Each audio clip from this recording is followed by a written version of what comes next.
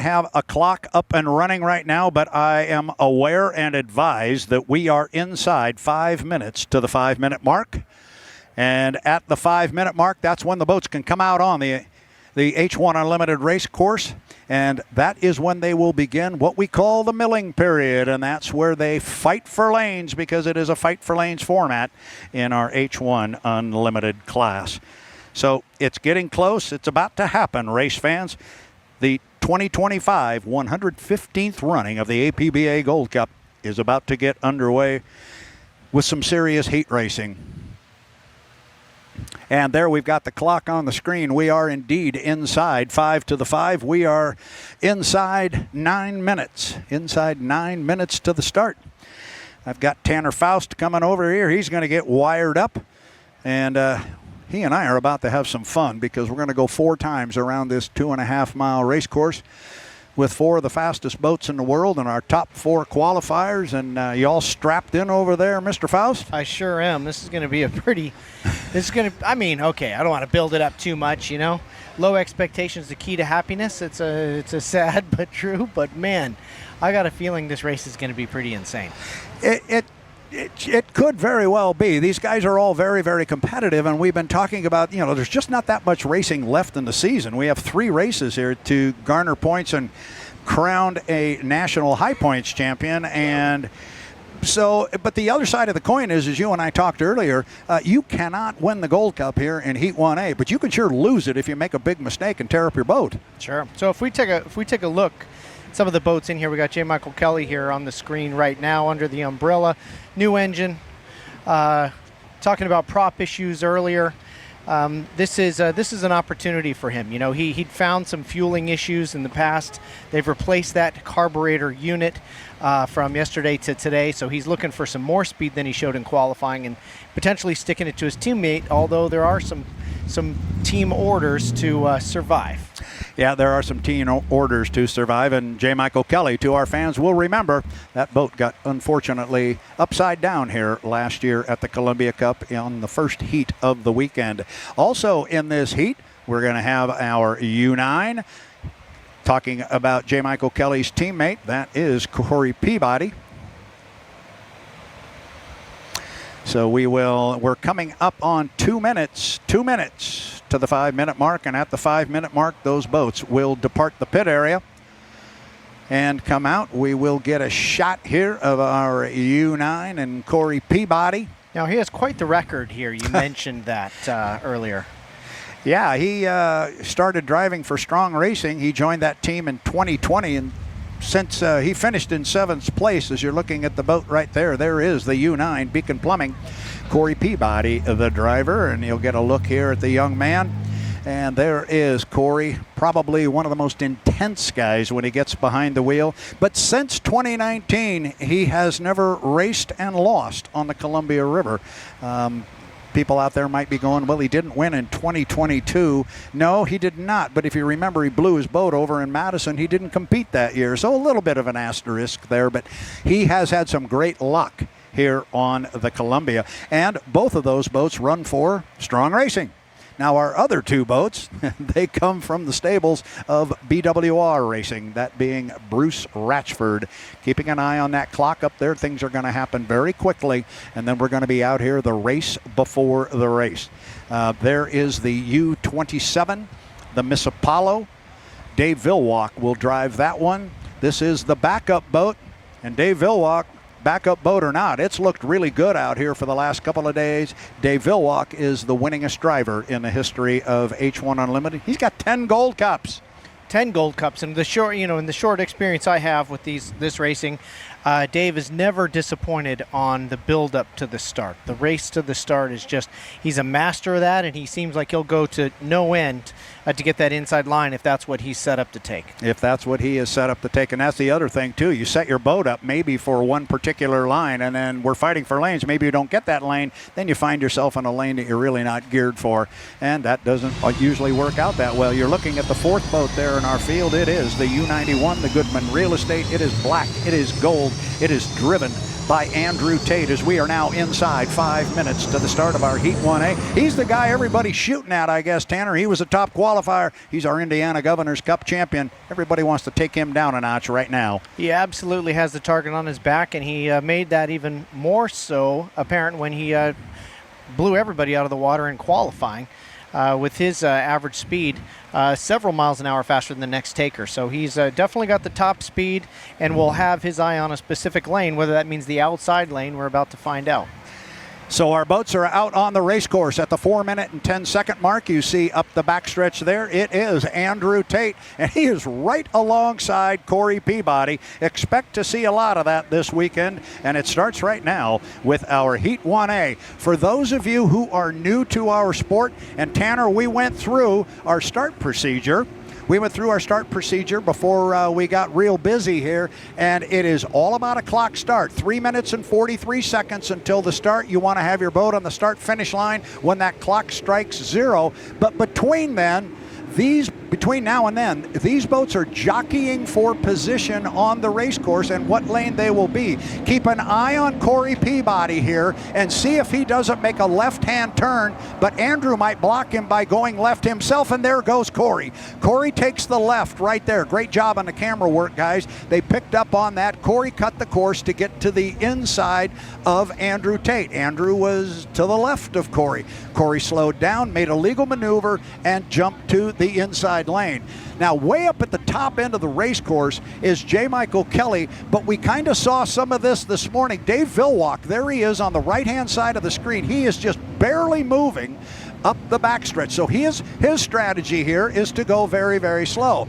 Now, the next piece of our start procedure here is the boats have to stay behind the start-finish line at 1 minute and 15 seconds. We call that the score-up buoy.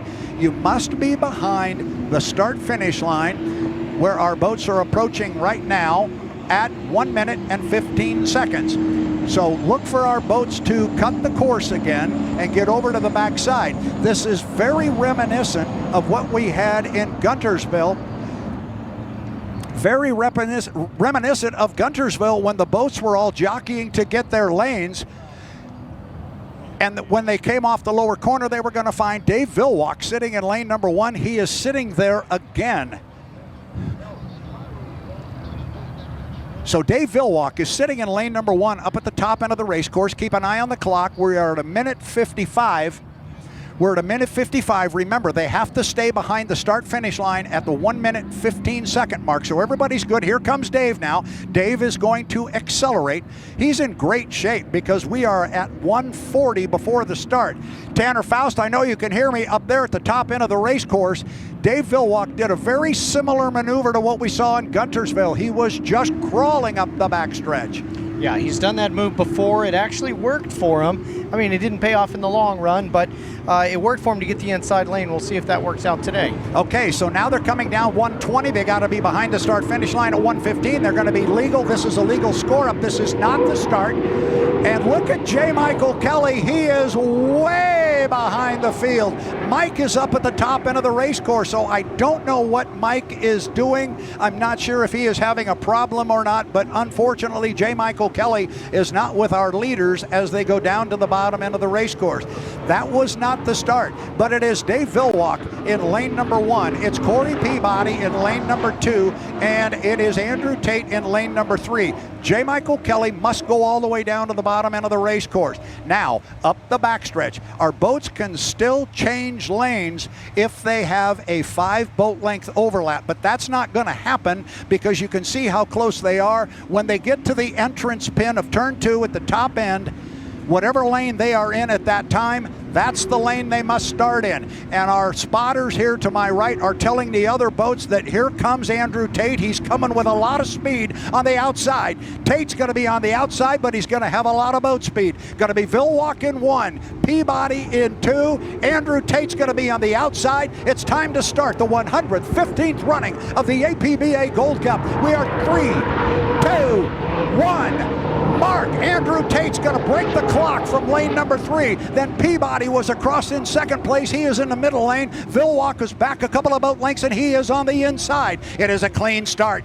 down to the bottom end of the race course. Who's going to get down there first? It is Peabody. Peabody in lane number 2 is going to have the lead, but I can tell you, Andrew Tate is right with him. Villwock is still in the hunt on the inside, and there's Andrew. Andrew and Corey are side by side up the backstretch. Look at them. It looks like one boat there, but it's really 2. Tanner, this is as good as it gets. This is absolutely amazing. On the outside, you can see all the boat lifting from Andrew Tate as he's maximizing the speed there, going into the wind, the fastest part of the racetrack, trying to use the speed he had in qualifying. Corey Peabody just won't let it happen. Oh, and Dave's getting wet up there in the corner. Dave could not hold his line through the corner. He went wet going through the rooster tail of Corey Peabody, but he is still going. The race is out front. We're going to put the first one in the books, and remember, we go 4 times around. Peabody, he's got about 4 boat lengths right now on Andrew Tate, and I'll tell you what, Tanner, Corey Peabody is showing a lot of speed. He sure is. We didn't think that we had it in that boat, with Andrew showing his qualifying speed. Not sure what's happening to J. Michael Kelly. It's just unfortunate, but he's making his way around. And, of course, we have Dave still in the running after going through both rooster tails. Yeah, I think you will watch Dave Villwock discretion the better part of hour. He'll take those third-place points, but our race is still out front. Corey Peabody, he's only got about 5, maybe 6 boat lengths on Andrew Tate, and Tate is staying right in that right side rear view mirror. This is a good run down the backstretch, and we are on lap number 2 of 4. They're going to incur and come up upon J. Michael Kelly, but J. Michael Kelly, Tanner, is yielding to him. He's going way to the outside. Yeah, he sure is, and Andrew Tate is getting a push, really not as wide as I would have thought. I thought Corey might have been driven him a little bit wider there, but it looks like super clean racing here so far. Yeah, it is. It looks really good so far. And right now, it is Corey Peabody, and he is opening up a little bit of water on each turn from Andrew Tate. He's moving out a little bit on him. And at some point, you're going to wonder, where does Andrew Tate say, all right, you got me in this one. Remember what Tanner and I said. You can't win the Gold Cup here, but you could sure lose it. I'll tell you what, Tate closed down in that lower corner. He got a little bit tighter to Corey. He's back within about 6 boat lengths. This one's still not over, Tanner. This is a good one. No, it sure isn't. He is gaining on the back straightaway. Again, this is into the wind and the fastest part of the course. It's where we've had blowovers and testing.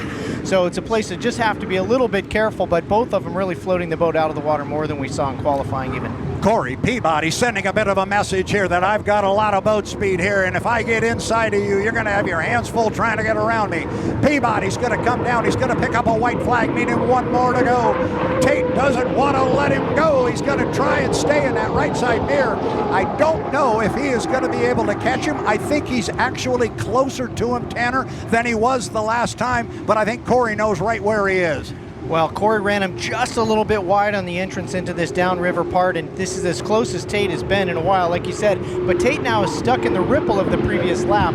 That may back him down coming onto the back straightaway. And you're exactly right, Tanner, and he was stuck in the ripple of that previous lap because Corey ran him right into it. Corey's telling him right where he wants him to drive, and the spotters are telling Corey where to shove Andrew. That's just good driving. But I'll tell you what, here comes Andrew. Andrew is closing at the top end of the race course. He's pulled up to about 4 boat lengths behind Corey Peabody, and this is the final lap. This is for the checkered flag. There's Corey. Where is Andrew? There he is. I think he's going to run out of real estate. I think Corey Peabody has got him. Heat 1A of the 2025 APBA Gold Cup will go to Corey Peabody. Second place will go to Andrew Tate in the Goodman Real Estate. Wow. Our third place boat is entering the corner at the top end of the race course. You see it on the screen up there. That is Dave Villwock. Dave Villwock in the U-27, the Miss Apollo. He was with the boys. He was in the middle of that heat from an inside lane until he couldn't hold his lane at the top end of the race course, slid out, got into Corey Peabody's rooster tail. The good news there.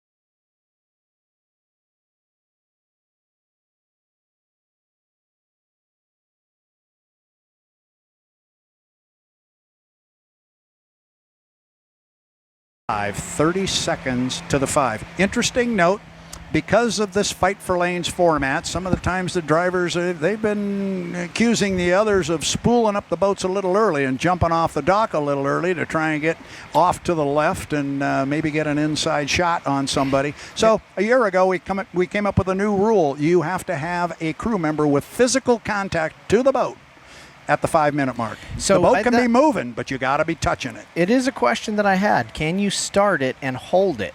No. Okay, so you literally cannot have it. You can't sit in neutral. You can spool it up, and once it starts to spool and you engage, it's going. And so you got to kind of time that part. We are inside 5 minutes. I think it's about time for you and I to go for a walk here, Mr. Faust, and let's go get us a front row seat.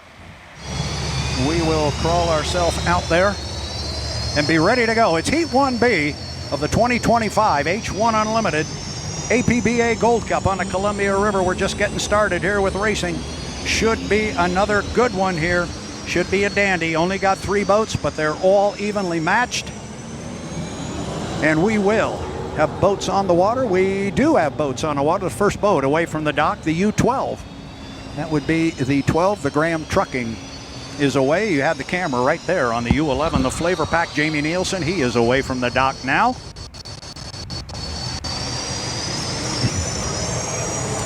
I had to step off to the left there a little bit, do fist bump with my buddy Ben Dowell. He's happy to hear and see his boat away from the dock.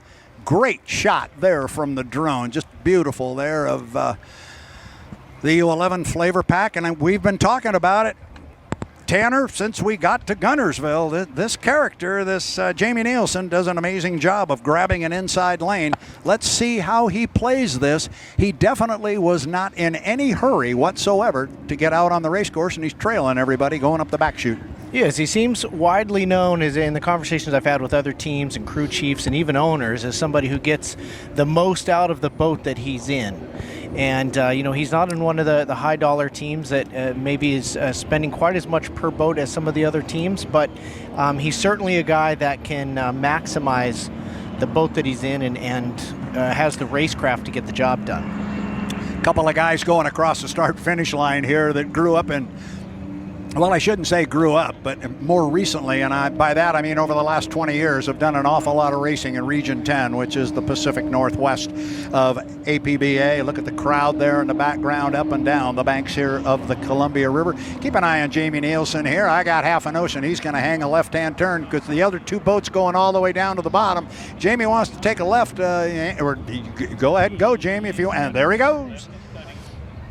Now he's got to stall this off to 1:15 if he's going to hold the inside from this maneuver, right? You are exactly right. But the key to our longtime race fans here, and they know this one well, the dreaded 80-mile-per-hour rule is off the table. It used to be if you went below 80 miles an hour for a very short period of time, you were DSQ'd. We took that off the table. We know that's going to have some of these guys crawling up the backstretch like Jamie is right now, and that's okay. So great shot there as the drone rides along with Gunnar O'Farrell, and he looks out and looks to the front of him, and he sees the red and black of Jeff Bernard and the U12, the Graham Trucking. So it looks like Jeff will pull up here on the outside of Jamie Nielsen to the top end of the course. Again, looking at the clock, 1:50 till the start. They have to be behind the start-finish line at the 1:15 mark. And honestly, Tanner, it just didn't look like Jeff cared. I think he had to know that Jamie was going to jump across there and get to the inside. I think Jeff just said, fine, go ahead and do it. I think Jeff wants to run this in lane number 2. Now, let's see if he beat the clock there. Yeah, he's got to be careful here. 1:15 is the mark. Jeff's getting close. And he's crossed over. He's going to be, he did. He jumped to the inside. Now, that's a legal maneuver. Now, the boats do have, great call. He did. He jumped over on Jamie Nielsen. He had to have 5 boat lengths to do that and to do it legally. Now, Jamie could still take it back, but Jamie has to have 5 boat, and he's got him, and he just did. Jamie put his foot in it and rode hard to the lower corner, and he made sure he had 5 boat lengths on Jeff Bernard, and then he moved to the left. Now we're inside 45 seconds. That was an interesting maneuver from where I'm sitting. It was a pretty interesting maneuver from Jeff Bernard's standpoint. He went ahead and grabbed the inside, but didn't protect it like I thought he might have. Well, no love lost between these two. Certainly both of them are geared and ready and wanting the inside lane, so we'll see how this plays out. Jamie's going to be on the defensive from now to the start. 20 seconds to go. Yeah, and they established their lane right there, so the lane they are in, that's the lane they have to come down to the start. Oh, and I think they're going to be in good shape because it's about a 9-10 second run off the clock. Bernard might be really good on this one. Could be a good start. We are 5, 4, 3, 2, 1. Mark, and it's going to be a clean start from where we were sitting, Tanner, and it is Jeff Bernard in lane number 2 that's got the lead, but look at the speed from Gunnar O'Farrell on the outside. Boy, Gunnar is just flying that boat incredibly high. Jamie a little bit on the inside, slow to spool up out of that last corner, and this is just treacherous as they hit their own rollers from the previous lap.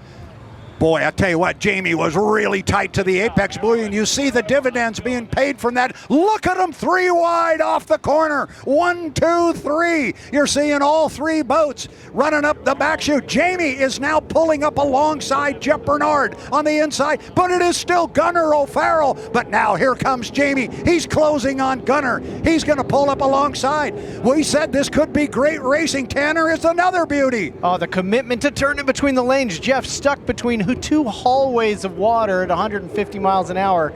Just the commitment and almost boat to boat there between Gunnar and Jeff on the way out of that turn. Here we come to put 1 of 4 in the books, and it's almost a dead heat, but it's still Gunnar O'Farrell by half a boat length as they come across. Gunnar's driving the daylights out of that Spirit of America. He's got the lead, but he's on the far outside, but he's also got a lot of water to work with out there, Tanner. Boy, Jeff just making sure that Jamie Nielsen on the inside knows that he better hug the inside lane, because Jeff has given him just exactly 1 lane wide coming into turn 1. Here we come off the corner again and looking from the start-finish line across at the 2 boats that we see, and you're looking right now at the same view I have over the top of my monitor, but in between those boats is Jeff Bernard and the U12, the Graham Trucking. This is an outstanding race up the backstretch, side-by-side racing. And at the top end of the course, it's still Gunnar. Now you get a look in there at Bernard. Gunnar has found a good line on the outside. Tanner, he tested in an outside lane all week, and it's paying dividends for him. It sure is. Jeff still has been in that hallway. He's made a little grounds on Gunnar here coming into the final lap, but Jamie now stretched his lead, doing an incredible job staying on the buoys and shortening the course on the inside lane. He is doing a great job. Gunnar O'Farrell is showing me a lot of boat speed, and look at this. Still 2 more to go. This is lap 3. Remember, we go 4 times around, and you called it perfectly on Jeff Bernard. He's driving in the hallway, and that hallway's getting deep. He's getting caught back there. This is not a good spot for Bernard right now. Yeah, he's catching spray from Jamie on the inside lane, and he almost looked like he had to back out of it a little bit there in turn 1. And Jamie now has got a little bit of clean air as he's stretching his lead. Now, what this is going to allow to happen if Gunnar wants it, now Gunnar can move to the left, and he can move closer. I don't know if he's going to close the door on Jeff. I think he's certainly got enough overlap to do that, but the boat seems to be running very, very well on the outside. But it is still Jamie Nielsen, Miss Flavor Pack. Nice line through the top end of the course, and he is, you are right, Tanner, he is opening up water. I'm going to step out here and check, just make sure the white flag flies. 1 to go. Yeah, Jeff in that red. Oh! Boy, big float from Jamie over the start-finish line. I mean, the water just gets rougher and rougher every lap. That's one thing you don't account for, is that the racetrack is just deteriorating as they stay out there. But Jamie doing a great job of still keeping that inside. Unreal how much speed Gunnar is committing to, especially after his last stay on this water turned into tears, unfortunately. Absolutely. Now be careful, Gunnar. You got second place wrapped up. He's still got his sights on Jamie Nielsen and the Miss Flavor Pack.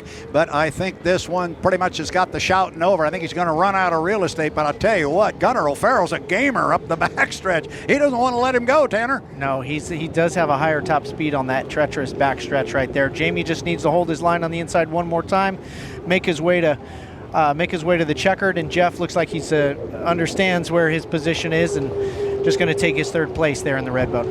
Here comes Jamie Nielsen. He's going to come down and pick up a first place finish in our Heat 1B, 400 points in the Miss Flavor Pack. Then the Spirit of America, Gunnar O'Farrell with a great run on that one. It was outstanding. And Jeff Bernard, as you call it, he just got in a tough spot. Once he fell back a little bit in the hallway, he was in deep trouble. Boy, you've watched vintage boats, they give each other so much space, and then you get into the Unlimiteds, and the hallway is narrow. The gloves come Oh, off. he turns in there, and it's like it's like driving through concrete wall. So it's two really incredible races, first and second within a rooster tail both times, not really being able to call it until basically the last lap. That's awesome stuff. We should do these heats like this more often where they pair.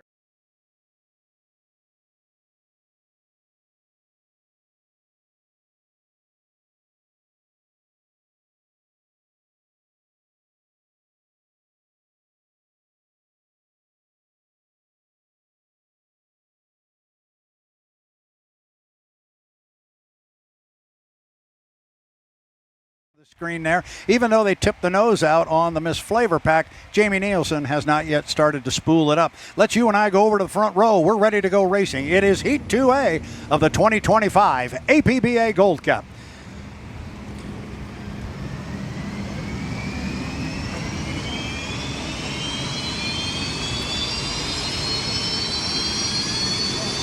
So far in 3 out of 3 heats that I've seen Dave Villwock run, he has taken the inside lane by nearly stopping on the course on the inside, forcing the hand. Is that something you've seen over the last 60 years of watching him race, or 40 years, I should say? Well, it's actually really interesting what you bring up because, and I talked about it a little earlier, but I really didn't go into any depth on it. But up until last year, we had this 80-mile-an-hour rule. So you could not drop below 80 miles per hour. And if you did, you got a penalty. Now, I see Dave is away from the dock now. He's coming on the race course, as has Jamie Nielsen. We'll see if Dave wants to play the same game. He is way down at the bottom end of the race course. Meanwhile, our other 2 boats are up at the top end. That's going to be Corey Peabody. That is the boat on the left, and Jeff Bernard, who is driving on the inside lane right now. So with 3 minutes and 20 seconds, we got boats spread all over the race course. We talk about the start procedure, Tanner. These guys can cut the race course if they want. They don't know what lane they're going to race in, and Dave is cruising up the backstretch again. Now, do they have to cut the race course straight down the middle, or can they cut it anywhere? Obviously, there's safety boats out there. There must be some sort of regulation on where they cut the course. There are safety zones where they cannot cross. If they do, it is an immediate disqualification. And one of the places you can cut is on the Grand Prix course, and Jeff Bernard just did it. So Bernard cut. Here goes Corey. Corey's going to go. How about Jamie? Now, Jamie's the master at getting the inside lane, but now he's got 3 boats that are ahead of him on the race course. So this will be interesting.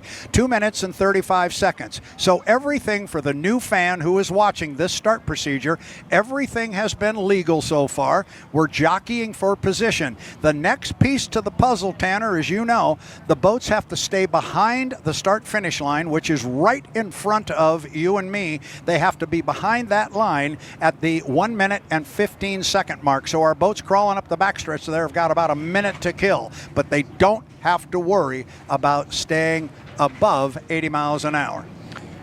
Jamie Nielsen accepting that lane 4 almost at this point. I mean, it certainly looks like they're going to be able to get underneath that minute 15 with this pace.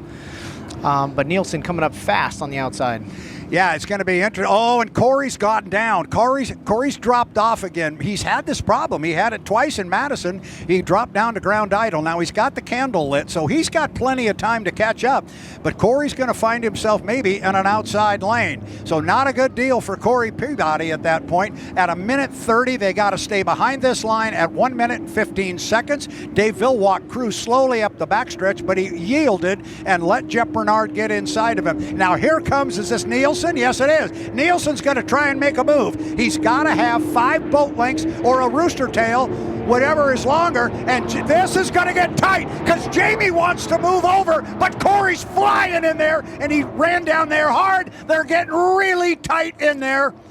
And I tell you what, Corey Peabody got really, really wet going down the front end of that, and there's going to be some discussion about that. We'll let the officials take care of it. But that was Jamie trying to make a jump and move to an inside lane, and Corey going, no, I'm here. That got really close.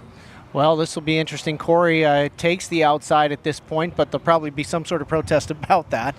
I mean, it didn't necessarily go a smooth way, and certainly looked like Nielsen wanted to occupy that same space on the third lane.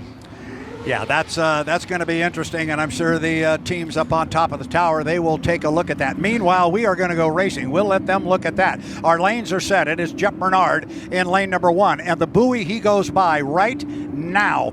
That's the lane they have to run in. The lane they are in when they cross the entrance pin to the corner, that's the one they have to bring down to the start-finish line. Peabody's going to be on the far outside. It's Bernard in 1, Villwock in 2, Nielsen in 3. We are 3 seconds, 2 seconds, 1. Mark looks good to me, and Peabody broke the clock on the outside. Corey's going to run in an outside lane. Looks like Bernard is back and driving in the hallway down there. It is a clean start on the screen. Driving down the hallway in there is Villwock again. Bernard was back on the inside. Corey comes out of it's Dave Villwock who comes out of the corner first. It's Villwock. I saw the white boat. I thought it was Corey. And look at Corey right alongside of him. Off the corner, Tanner. Here we go again. Yeah, I certainly didn't give Nielsen any love back on that one. Pinched a little bit on the inside, but man, it really is neck and neck between Dave Villwock and Corey Peabody. Dave showing that he's here to play with this pace. Yeah, he sure is. Villwock's got the lane position. Corey's got boat speed, although Dave gobbled him up coming down the backstretch. This is where that inside lane's going to pay some dividends for Dave Villwock. Look at Corey Peabody stay right on his right side sponson. They're going to come down and put one of them up, the first of 4, and they're going to be dead even. It is Villwock. It is Peabody. And it's a boat length for Villwock, Tanner. Here, this is another really good one. Now we got all that experience from Dave paying off. You can see how wide he pushed him in the second turn. Now we're back in the first turn up next to the bridge. We'll see how wide he pushes Peabody as they go through the roughest water we've seen so far. Coming off the corner, it's Villwock. He's got a couple of boat lengths there on Peabody, but Corey's right with him. Corey doesn't win, and there's the front end of the U9. Side by side racing here on lap 2 of 4. Remember, we go 4 times around. Villwock and Peabody, they are tied together. That looks like one boat. It is 2 up the backstretch. Now they get to the entrance pin. This is the second of 4 times around. Villwock is on the inside. That's the U27 of Miss Apollo. It's the U9. And Corey Peabody and the Beacon Plumbing on the outside. This looks like a rerun of lap number 1, but it's lap number 2 this time. And they will come down side by side. Villwock, Peabody, and it's Villwock again by 1 boat length. The same lead he had last time. Yeah, they really are maintaining. You can see in the corner that shorter course on the outside lane gets Dave out ahead. And then at the end of the straightaway, Corey's reeling him in. Both drivers keeping the boat out of the water as much as possible. Jamie Nielsen driving a Miss Flavor Pack is solid in 3rd place, and then it's back to 4th place, and Jeff Bernard of the Graham Trucking. Here come our 2 boats off the corner once again. Corey's side by side. Look at Corey's out by about a boat length now, and it's been about the top. It's been from the halfway mark of the backstretch to the top end that it looks like Dave has been able to gobble him up. I think Corey may have acceleration, but I think Dave may have top end on him. Now they get to the corner, and Dave did not gobble him up this time. Now Corey's going to hold him in tight, but he's got to give him a certain amount of lane space. Corey's going to drive him clean, but he's going to hold him tight. A nice job there by Corey Peabody, and he is now starting to assert himself, Tanner. He had a great corner at the other end. He sure is. He pinched the exit off on Dave a little bit tighter than David wanted to go, and certainly tighter than Dave has done in the last few laps. And then Corey got the nose up out of the water on the exit of that corner and just accelerated away. And I think that is some of the wisdom there from our favorite Dave Villwock. I think he said, all right, you got me on that one, and he's going to let him go and take that 2nd place finish. It is lap 3 of 4. I thought, is this lap 4? It says the final lap, so this must be our 4th lap as the guys go across, and the white flag flies. Yes, so this is lap number 4. Up the backstretch, Corey Peabody, what was a side-by-side deck-to-deck duel just a half a lap ago, has now really opened up into a rather large parade, and it's going to be Corey Peabody if he can come down and pick up the checkered flag. But we've got some things to sort out at the end of this one. We do. The pre-race was a little bit ugly, and you don't know what happened to Dave. I mean, he could have had some sort of problem at the end there. But in the meantime, a checkered flag flies for Corey Peabody. He's going to come down and pick up his 2nd first place finish on the day, and on the weekend. Here comes Dave Villwock. He will come down and pick up 2nd place points. A good finish I'm very, very impressed with that older boat. It runs extremely well. So second place to the Miss Apollo, U27, Dave Villwalk. Here comes the U11, the Miss Flavor Pack, and Jamie Nielsen. He will come across in a solid third. Jeff Bernard. Jeff was back at the start, and he trailed the field going down into turn one. But now all eyes are going to turn to the officials, because there was, Tanner, you and I have talked about it. I can only tell you that during the offseason, this was a massive topic of discussion. Overlap rule during the milling period, changing lanes, exactly what we saw here. James.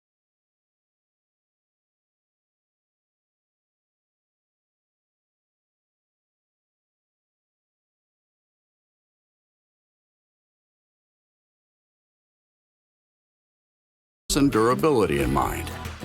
He will be, and we've got to be getting close, because J. Michael Kelly's boat is, we've got to be inside 5 minutes, because there's nobody touching that boat, and I see Andrew Tate's coming away in the background. So how about you and I, as we look at a hot start here from JMK and the U8, the Beacon Electric, he will blow that out and be on the race course.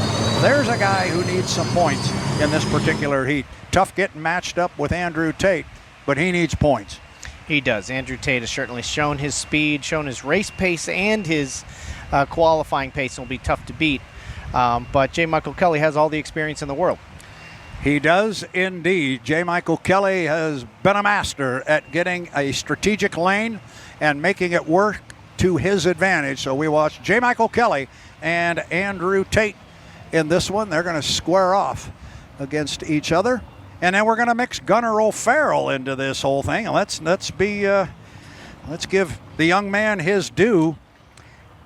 He had a heck of a run in our first heat, or in our second heat today, when he finished in second place. So Gunnar O'Farrell will be in this one. You're looking at him there, the U21 Spirit of America, the predominantly white boat with the red, white, and blue lettering on it, Spirit of America.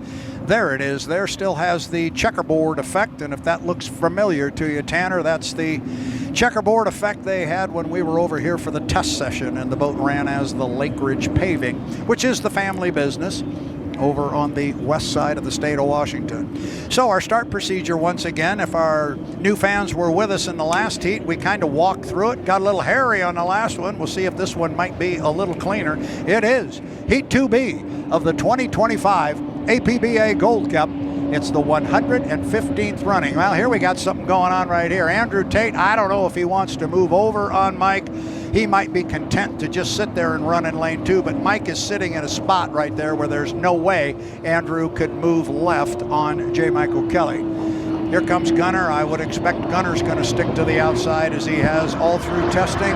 Who went over? Mike did. Mike went over to the backside of the race course. And honestly, at this point, Tanner, I don't think Andrew's concerned about it. No, he certainly has the pace over this, and J. Michael Kelly would have known that too. So he may have committed to the inside lane and said, hey, if I can't beat him down the straightaway, I'm going to shorten the course, gear for the slower exit on the inside, and that's going to be my best bet, is to racecraft him out of it. I just love how cerebral this whole process is. They need to know exactly how many minutes and seconds there are before they can cut the corner. They can't come to a complete stop, as we've seen. They generally stall the compressor, but there's just so much going on in this pre-race as we click into 2 minutes. Yeah, and you're exactly right. Legally, yes, they could shut it off. But to your point, that stalls the compressor and you go all the way down, and then you may spend the next minute trying to wind it back up. So a minute 45 on a clock. They have to stay behind the start-finish line until 1:15. One piece we haven't touched on is what would happen if somebody jumped across the score-up buoy before 1:15. They will be radioed by the officials to slow down, drop back, and move to the outside. Okay, so you guarantee the outside lane if you cross before 1:15, as we come down to 1:22, and they hustle it on up, getting those rooster tails up, and they're all clearly going to make it. Yeah, and I think that there's 1:15 right there. I think what you're seeing here for the starting grid, this is the way they're going to run. I wouldn't expect anything's going to change. I think Andrew is comfortable in lane 2. I think Mike feels that if he's going to run with Andrew here, I think he's feels he's probably got to get the jump on him and be on the inside of him. So, and Gunnar, I think he's just going to stay out of the way here. I don't think he wants to jump in the middle of that war. Well, as we saw in some of these replays, if you caught that 2006 replay, I mean, the boats look similar. The footage is not 4K and beautiful, but it sure doesn't take much to get enough air underneath these things to blow them over. No, it does not. The whole idea is it's an extremely delicate balance. So inside 30 seconds here, Kelly's going to be in 1. Tate's going to run in 2. Gunnar O'Farrell on the far outside. It's Beacon Electric. Here comes Andrew up between boats. Andrew Tate in the Goodman Real Estate will be in 2. Gunnar O'Farrell, Spirit of America on the outside. J. Michael Kelly going to be in lane number 1. Plenty of lane space. About 9 seconds off the pin. They were there at 9. And that's tight. Yeah, we are inside 5. We are 3, 2, 1. Mark, and I think it's legal, and man, was it good. J. Michael Kelly broke the clock from lane number 1, so we got the good start. It is indeed a clean start, and Andrew is back about 2 or 3 boat lengths as they get to the entrance pin of the corner. Now Kelly's going to get through the turn first. You can see the other 2 boats, Rooster Tails, on the outside. Andrew's back about 4 boat lengths. Kelly got the start he wanted, Tanner, but now he's got his right side rear view mirror full of Goodman Real Estate. He sure did, and Andrew was hugging that second lane, hugging the first lane pretty tight, and ended up getting some pretty big kicks of water from J. Michael Kelly, which backed him down a little bit, and he's got some work to do. So Andrew is way back. I thought he was right alongside J. Mike, but Mike's got a bigger lead than I thought. He's going to have to hold it for 4 laps. A good run off the top end of the race course. J. Michael Kelly running like a rocket right now. He's coming down with a full Rooster Tail lead. That surprises me, Tanner, that he's running this well right now. Yeah, the exit of turn 1 caught Andrew just a little bit, almost to the very exit, kind of mid-corner, but Andrew is reeling him back in. This is going to be tight. He's got a couple laps to get it done, but he needs to stay out of some of this spray because he's taking a little bit wider line and not getting swallowed up by that wake quite as much as he did on the first lap. Now remember, J. Michael Kelly is in control of this race course, so when they get up here to the top end, he can push Andrew around a bit, and don't be surprised if you see him take a wider line through the corner. When he's running up here like this with the Rooster Tail lead that he has, Andrew can't see the buoy row. Andrew cannot see the buoys. Mike's going to do his best to hide those buoys from Andrew. And Andrew's still staying in the Rooster Tail, but barely. He's back just about a full Rooster Tail. Kelly comes out to about lane number 3. Andrew's dropping back just a little bit. Here comes J. Michael Kelly. You wait. Beacon Electric. These guys are flying, and Andrew does not want to let him go, Tanner. We're going to run this one all the way to the end. Yeah, absolutely. I think he knows he's got the boat speed. We talked about it earlier this weekend. When you qualify number 1, you've got the expectation on you, and you don't want to be the driver that doesn't bring the fastest boat home with a win in a heat like this. Now down to the bottom end. Andrew has definitely made up ground on this one. He's into the Rooster Tail now. He is making up ground coming off the corner, but Kelly knows right where he is. Kelly still out front 5, maybe 6 boat lengths. A great boat race here. Andrew Tate, our top qualifier, trying to run down qualifier number 4. But Kelly's got lane position. He got the jump at the start. And J. Michael Kelly is one of the very best at this. Top end of the race course. This is the 3rd of 4 times around. We may have a whale of lap number 4 here. Kelly about lane number 3. Boy, Andrew's coming. He's coming hard. He's coming all the time. He's going to make up ground, but he's still back about 5 boat lengths. Here we go. Lap number 4. Final lap. He cut the lead in half on that last lap. If he does that again, we're going to have a gnarly finish here coming into the final. And Andrew Tate already's reeled him in turn 1. Woo, boy, he sure did. That was a great front straightaway for Andrew. He's still back about 2 or 3 boat lengths. Can Mike hold him off? This is going to be quite the run. Nobody is in front of him on the race course. Gunnar O'Farrell is gone. It is these 2. Let's settle this thing up the backstretch. It is about a 2 boat length lead. Oh boy. All they're going to do is come off that corner. It's going to be a drag race off the top end. Kelly's still got the lead. He's got the lane position. Can he hold on for another few buoys? See if he doesn't push Andrew out a little farther.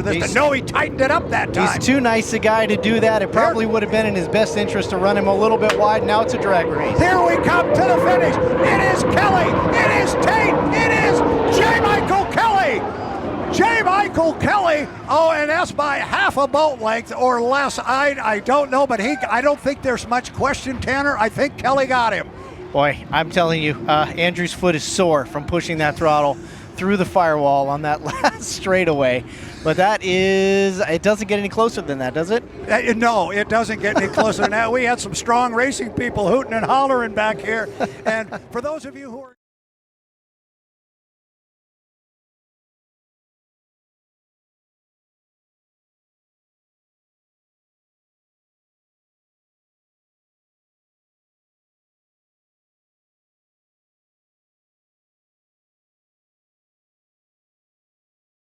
It's 9 minutes to the start of our Heat 3A.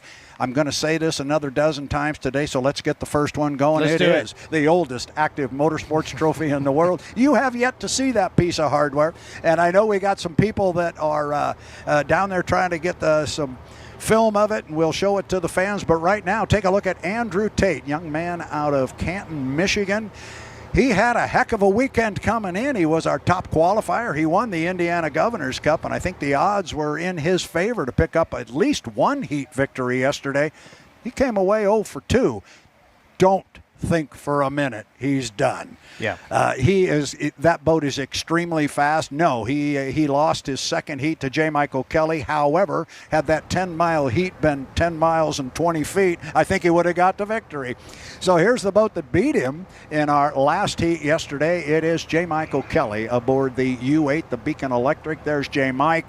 Mike would love nothing more than to claim another gold cup here. He'd love to get it in the Tri-Cities. He's won here before. He knows what it takes. His owners, Daryl and Vanessa Strong, reside here in the Tri-Cities. There's a lot of pride on the line here, too. And it's interesting, we show those pictures there of the drivers, and they all look so stern, and they're all trying. I'm telling you, that's the game face that is on those guys today. Yeah, all these guys are incredibly friendly. Once you put a helmet on and strap in, it's you could see yesterday. I've seen some footage of previous runs. 2013, J. Michael Kelly and Andrew Tate got into each other 3 times in the first corner and did some boat damage. So there's no love lost once you're on the water. And that was during a Gold Cup race, and that's the type of stuff that can happen. I've made the comment on a number of occasions that you just alluded to. These guys are great friends. They are great friends. They all have great respect for each other. But sometimes when they get back to the dock, they may have to spend 45 minutes before they remember that again, that they are good friends. Here's our third boat in our Heat 3A, Corey Peabody. Man, did he look good yesterday. He looked really, really strong. The Beacon Plumbing, the other boat from Daryl and Vanessa Strong, he took on Andrew Tate in the first heat of the day, got inside Andrew, and was actually able to, not by a great margin, but he was able to drive away from him during the heat. Yeah, he had a really difficult race before the race, didn't necessarily get the lane he wanted, but he still adapted, made it happen with just outright corner speed and impressive straightaway speed. So he's certainly one to watch, and he's got to make up some points from the last round. Came into this weekend at third, certainly wants to leave in first. He certainly does, and rounding out our 4-boat field is the U11, the Miss Flavor Pack, boat owned by Scott and Shannon Rainey out of Cle Elum, Washington. There's Jamie Nielsen, the former baseball player. Guy spent a year in the Kansas City Royals farm system, but wanted to drive hydroplanes, has been driving since he was a young kid, started in the outboard class, and now drives the H1 Unlimited, the fastest race boat in the world. They had a good day yesterday with a first place finish in our second heat, which was kind of the slower flight, but man, it was 3 wide there for 3 of the 4 laps. It was a lot of fun too. It was. There's a lot of respect between these drivers. When I talk to all these guys, Jamie Nielsen has a lot of respect from the other drivers. Everybody in this heat, well-known, well-respected. But as you said before, once they get on the water and they get the helmet on, from the outside, it looks like that respect kind of went out the window. But everybody will be pretty aggressive. They may have a game plan of what lane they would like. They may have a game plan knowing what some of the other boats would tend to take. Could be a fight for the inside, but so far we've seen lane 2 and 3 are also quite quick. Yeah, and we just hit the 5-minute mark. The boats can come away from the dock now, and they will, and come out on the race course. It is Heat 3A of the 2025 APBA Gold Cup from the Tri-Cities. 1, 2, 3. All 4 boats are coming away. Another hot start out of the U8. J. Michael Kelly in the Beacon Electric. That's the boat on the far right-hand side of the screen, not coming out quickly with the other 2. Keep an eye on Andrew Tate in this one. I think what he learned in the first heat with Corey yesterday was the way things stood then, he couldn't let Corey get inside of him because he wasn't going to be able to drive around him. I look to see if Andrew Tate will try hard to get an inside lane on Corey and see if he can beat him there. Yeah, those 2 definitely were out aggressively fighting for the inside, but Jamie Nielsen as well showed his hand early on by placing himself on the inside. Now, none of these drivers like Super Dave will just go out there and park on the inside and risk stalling the motor, but the strategy's already started and the boats are completely spread out now, so it's really interesting how it plays out from here. We will keep an eye on that. You are right. Dave doesn't normally do that. We'll find out in the second heat. We saw him trolling a little bit earlier this morning. Maybe he will try it. It's all about doing something different every time you come out on the race course. It is Heat 3A of the 2025 APBA Gold Cup from the Tri-Cities of Washington. We're looking at 3 minutes and 30 seconds, 3:30 till our start. Our field again, the U8, the Beacon Electric. You're looking at that boat right there on the right-hand side of your screen. Off to his right on the left side of the screen, you see the white Beacon Plumbing, the U9, Corey Peabody. Andrew Tate right now is coming off the bottom end of the race course, looking for Jamie Nielsen as we walked over here. I do not see Jamie Nielsen. He got held up just off the dock there. Looked like he got it refired, but it may have blown out again. So I'd look for him over by the dock. He only got about 30 feet off the dock before he shut the power off. And look what's going on here. We were just talking about the possibility that Andrew Tate might make a move to get an inside lane. He's sitting on the inside right now, although J. Michael Kelly just went by him. Now you see Andrew give it a little bit of a squirt, because if Mike were to get 5 boat lengths or a rooster tail length, he could move over on Andrew. So Andrew gave it a little bit of a squirt there and said, no, I'm right here. Give me room. And he does, tight there as they got to the entrance pin. And we are still very early in the process here, and I am not seeing Jamie Nielsen. Unfortunately, this is starting to look like he may not answer the bell. The rule is, Tanner, Jamie Nielsen has to be up and running and on a plane at the 1 minute mark to compete. Now we see J. Michael Kelly has said see you later.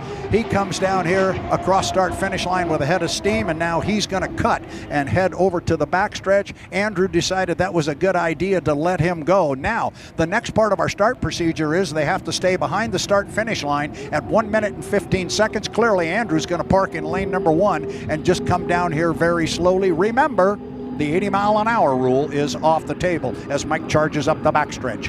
Now, I've noticed that it's not just a matter of throwing it in neutral and cruising along, because the boats will stall or blow out at ground idle. We've seen that from Corey Peabody. We haven't seen it from Andrew Tate, but he seems safe behind the 115 at this point. Yeah, and you saw he had to bring, but he is sitting in lane number 2. He is sitting in lane 2. He let Corey jump inside of him, and now Corey's going to pull up alongside. I would have thought Andrew, with all of that work, would have said, I'm going to take lane 1. I don't know if he caught Andrew a little bit by surprise. Again, that was the score up, not the start. So right now, Peabody is in 1. Tate is in 2. Kelly is in 3. We're inside 1 minute. That surprised me a little bit, Tanner. Yeah, J. Michael Kelly had such success on the inside. He just couldn't position himself on the inside on this particular run. Unfortunately, as you mentioned, the 1 minute mark, Jamie Nielsen not on a plane at that point. So and if Kelly had ideas of getting a big jump up the backstretch and moving to the left, he's got to have 5 boat lengths, and he can't get Andrew wet. Ooh, the referees are. He's got to have 5 boat lengths or a rooster tail length, whichever is longer. I don't know. The refs, I'm sure, will take a look at that, but he definitely got over in front of Andrew. I was just about to say he couldn't do it. Now, here's the downside of it. He's way early. J. Michael Kelly. You watch Andrew Tate. He's going to bring speed. So is Corey. Now they try to get the power on. 1 second mark. And that is very, very close. I think J. Michael Kelly was early. He might have been. He flies the right sponson coming down. He's actually got the lead as they're going to go down to the bottom end of the race course. The start is clean. That must have been within a tenth of a second. Yeah, it's a coat of paint on that one. But Andrew now is way on the outside, running in third place. Corey's going to come off the corner first. You see Corey. You see Mike. There you see Andrew's air scoop. Holy cow, we're 3 wide. Going down the backstretch in our Heat 3A of the 2025 Gold Cup. I've said this a few times, Tanner. You could throw a blanket over those 3 boats. Yeah, these have proven to be the 3 fastest boats of the weekend, and they're all out for these points that are up for grab here in 3A. All right, top end of the race course. Corey in 1, Kelly in 2, Andrew in 3. Andrew's trying to drive around the fastest boats we've got here besides himself. He's pulled up alongside Kelly, and he sets his sights on Peabody. But this doesn't get any better. Here we go again, Tanner. I mean, it's just insane. Now J. Michael Kelly, if he gets behind Andrew, he's going to be driving through the hallway in this first corner. And he is. He's down in the hallway now. Possibility of getting splashed through there and getting buried. Oh, it's not a good place to be. No, it's not a good place to be at all. J. Michael Kelly is falling back, and here we go again. Remember, fans, we're going to go 4 times around. Now it is Corey Peabody, and it is Andrew Tate. Mike has dropped off the pace. Yesterday, when these two squared off, it was like this with Corey on the inside, Andrew on the outside, and Andrew was unable to drive around Corey. He's trying it again. I thought he would try and get to the inside of Corey, but he's going to try and do it on the outside again. They're going to come down and put 2 in the book with still 2 more to go. Remember, we go 4 times around. Peabody out in front, the Beacon Plumbing by about 3 boat lengths. Boy, Corey really shortened the course on that tight corner, took a really far inside line. Andrew flowing a little bit more speed on a wider line. And on that straightaway, it's paid off. He's almost got it dead even coming into the downside of the track. Those guys are hitting the bottom end of the race course close to 190, 192 or 3 miles per hour. Now coming off the exit pin, still Corey. But I'm telling you, Andrew is right there. They can reach out the window and talk to each other. Peabody. So once he announced his comeback, this was great. Not only was it great for me, but it was a great chance for me to showcase my talents. Tate up the backstretch and dead even. 1 boat length between the 2. Now Andrew pulls up alongside. Andrew with some boat speed at the top end. This is the part of the course where he was gaining on Mike yesterday, and he's going through the same game plan here with Corey as they touch. I think they touch going into the upside of the track. Mighty close. They almost got together again. These guys are swapping a little bit of paint. Tate, Peabody, almost dead even, but Tate now by 1 boat length, and this is the final lap. We'll check and make sure we're looking at a white flag, and indeed we are. This is it, final lap, 4th time around. Who's going to pick it up? J. Michael Kelly comes home in 3rd. Peabody got down to the bottom end of the race course first, but if it was not by more than half a sponson. Andrew drifted out a little bit wide there. That cost him some time, Tanner. It sure did. I bet he does get the speed on the straightaway from that wider line, but coming into this top side of the course is where he's really fast, Andrew. So he's been super successful coming around the outside. He'll keep it incredibly tight as he tucks in and tries to go for another photo finish.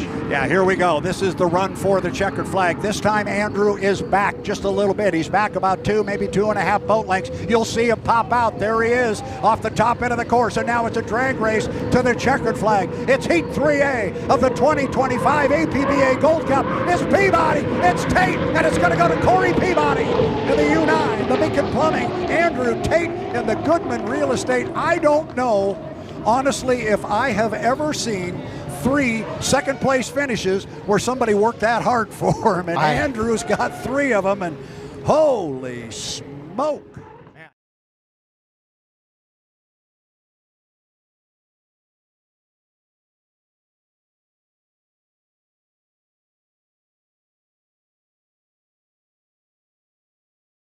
are going to go racing in our Heat 3B. We've only got 2, and we're a minute 30 away from having boats on the water. Looking there at the U-27, the Miss Apollo, the boat owned by Bruce Ratchford, BWR Racing. He is standing just to our right. Don't know if you saw Bruce over there.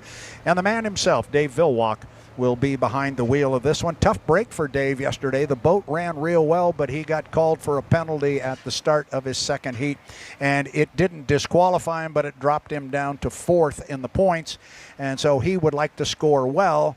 From a luck of the draw standpoint, yeah, he's only got 2 boats here, so if he can finish, he'll at least come home in second place as long as he drives clean. Yeah, and Dave's 71 years old, more experience than everybody. He's broken every single record there is, and he's the man that I saw growing up driving Miss Budweiser. And the reason I'm here actually learning, absolutely excited to learn more and more about this really incredible sport. But the fact that it's just the same guy behind the wheel as back then is just impressive. Doesn't necessarily make him predictable, but I would imagine. But he's quite aggressive from what I can see. And he certainly likes to fight for that inside lane, and he's not afraid to park it on the inside to make sure he gets it. I think this one will be pretty clean. You're looking at Gunnar O'Farrell and the U-21, the Spirit of America. All we really need to say about Dave Villwock and all that he has accomplished in this sport is come next spring in March down in Daytona, Florida, he will be inducted into the Motorsports Hall of Fame of America, going in with one of his dear friends, Dale Earnhardt. And he was very good friends with Dale Sr. and also Dale Jr. So that'll be a big time. I know there's a bunch of us that are planning on going down there and be a part of that big event for him. But right now the big event is Heat 3B of the 2025 APBA Gold Cup from Tri-Cities, Washington, inside 5 minutes. And our boats are starting to push the noses out into the center of the Columbia River. I'm going to walk up front. Come on, Tanner, let's go see what kind of a show these two guys can put on for us. Now, just as we're getting started here, we'll say that 3A is under review. You know, before we started 3A, we did notice that Andrew did get wet in the crossover. Corey moving to the inside of him there. Actually, it was J. Michael Kelly moving to the inside of him, but we'll let you know what happens with that once the officials come up with an answer. Great call, Tanner. Thank you for checking on that and getting it clean for us. We will watch for that. We did see that happen. We did see a lane change up there, and at least from where we were sitting, it appeared as though perhaps Andrew got a little damp, and the rule says 5 boat lengths or a rooster tail. Well, if you're getting wet, you're probably seeing that rooster tail. So 3 minutes and 40 seconds until our start, 3:40. Both of our boats are,